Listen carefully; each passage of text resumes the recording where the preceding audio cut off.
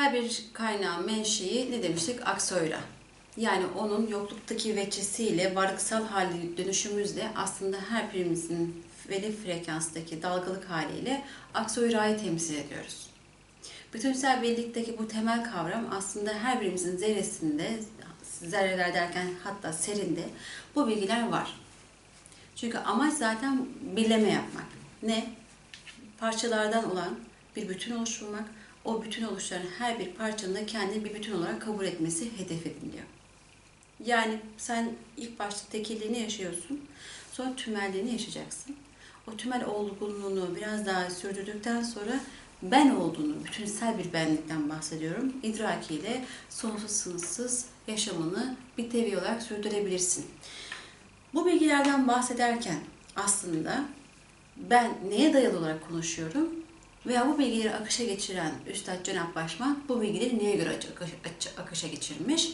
Tabii ki o da kendi özünden sahip olmuş olduğu bilgiyi kendi biyokompütüründeki DNA'larından açığa çıkararak bunu yapmış. Başka bir şekilde değil.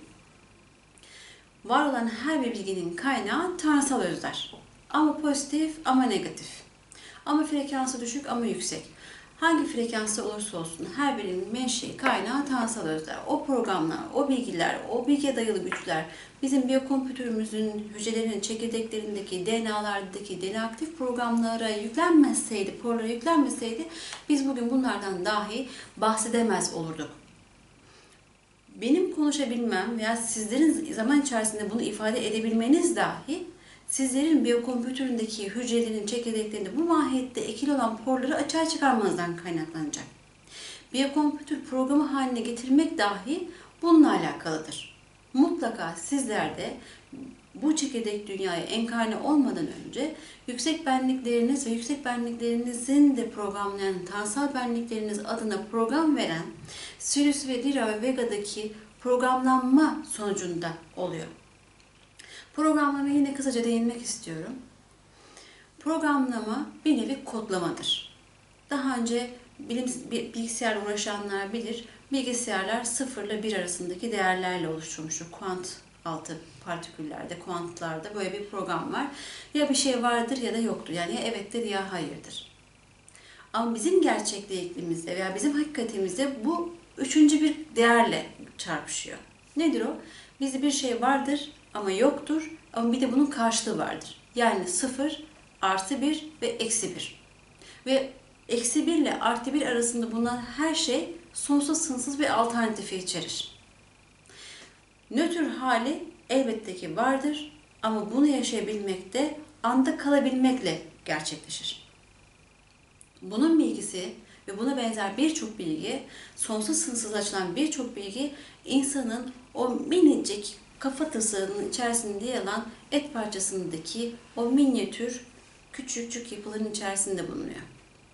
Evet, biz DNA'ya ne diyorduk? Mikro, biyo, çip. Daha doğrusu gene bunu ifade ediyoruz. Hep çip deme ihtiyacı duyuyorum DNA ama mikro, biyo, çip eşittir DNA. Ve onun kutupsal duyargan robotik devre ünitelerindeki porlara da ne diyoruz? Program verilen porlara da kutupsal duyargan robotik devre ünitesi diyoruz.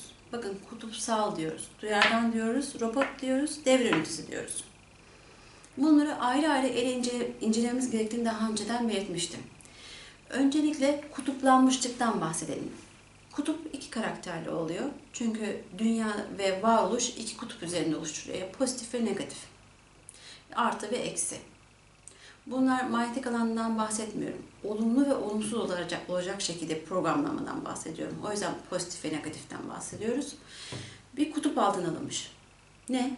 DNA'nın içerisindeki o porsal partiküller. Bunun bir de duyargan kılınma hassasiyeti var.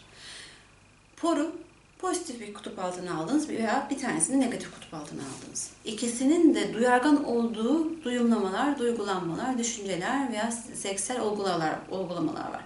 Hangisine duyargan kılındıysa o duyargan kılındığı şeyle muhatap olduğunda ancak o duyarlılık açığa çıkabiliyor. O yüzden kutupsal duyargan ifadesini koyuyoruz. Bir de diyoruz ki bunlar bir devre ünitesi oluşturuyor. Devre nedir? Elektrikle ilgilenen bilirler. Birçok seri bağlamalar sonucunda mesela lambayı yakabilirsiniz veya zili çalabilirsiniz. Elektriksel bir bağdır bu. Demek ki DNA'ların o genetik uzay bölgelerinde bulunan porların varlığı ile bir devrelenme var. Yani kendi frekanslara uyumlu olguların birbirleriyle etkileşimi söz konusu. Ve buna bir devre ünitesi diyoruz. Basit bir örnek vermek gerekirse sevgi frekansından girelim. Sevgi frekansı bir olgu ve duyargan kılabilirsiniz poru bir mahiyette, bu mahiyette. Peki sevgiyi kaç mahiyette duyargan olarak oluşturabilirsiniz porlarda? Her şeyde. Kalemi sevmek, defteri sevmek, ağacı sevmek, güneşi sevmek, kelebeği sevmek, değil mi? İnsanı sevmek, anneyi sevmek, babayı sevmek, sevgiye duyulan aşk. Alternatifini sıralayabilir miyiz? Belki sonsuzca sıralayabiliriz. Resim yapmayı sevmek, sevmek, sevmek, sevmek diyebiliriz. Bunun negatifini koyabiliriz. Saydığım her şeyden nefret edebiliriz. Bununla alakalı programı da duyargan kılacak şekilde porlara yüklem verilebilir. Ve her ikisinden hangisine uygun görüyorsak, hangisini yaşamaya ihtiyacı duyuyorsak, özgürce seçim ortamı olan çekirdek dünyada deneyimlemeye muktedir'iz. Açılan bu kodlar bizim yersel adaptasyon kişiliğimizi veya yersel adaptasyon kişiliğimizin çıkıntılı hallerini veya tanrısal özbenliğimize altyapı oluşturuyor diyebiliriz. Evet, insan denilen varlık kendi hakikatini tanıması için o minicik yapıyı tanımakla aslında yola başlamalı. Kendi öz yolunu bu şekilde bulabilmeli. Farklı frekansların farklı dalga boyları, farklı titreşimler olarak insan veya hayvan veya bitki olarak kendimizi devreye sokarken birbirimizden farkında olmadığımızı, farklı olmadığımızın da idrakini yaşamalıyız. Ve zaten en basit kıstasta evrensel insanlık bunu gerektiriyor. Evrensel insan numunesi hakiki öz insan anlamında geliyor. Yani Hümenoya'nın ilk karakteri evrensel insan numunesidir. Ve makro kıymetlidir. Ve altın veya durgun titreşime sahiptir diyebiliyoruz. Ateşi karaktere sahiptir diyebiliyoruz. Amacımız neydi? Tanrısal öz insan olmak. Evrenselliğin muayyen mahiyet ve kıstasla yaşanması için bizlerin farklılıklar gibi gözüken şeylerden artık uzak durmamız lazım. Yargılamamak ve yargılatmamak zaten bizlerin en büyük düsturu. Ki içinde bulunduğumuz çekirdek dünyada bunu oluşturmanın zor olduğunu da farkındayız. Ama imkansız olmadığını da biliyoruz. Neden? Zaten insana yüklenebilecek kadar güç veriliyor. Ekstradan bir şey beklenilmiyor. Bunu zor kılan ise insanın egosantrik yapısından başka bir şey değil. Egosantrik yapıyı ortaya çıkartan şey de aslında insan beynindeki hücrelerin çekirdeklerindeki genlerin açılımıyla alakalı. Yani insan önce beynine hakim olacak. Kendi beyninin kontrolüne sahip olacak ki kendi üzerinde fonksiyon vurgulayabilsin.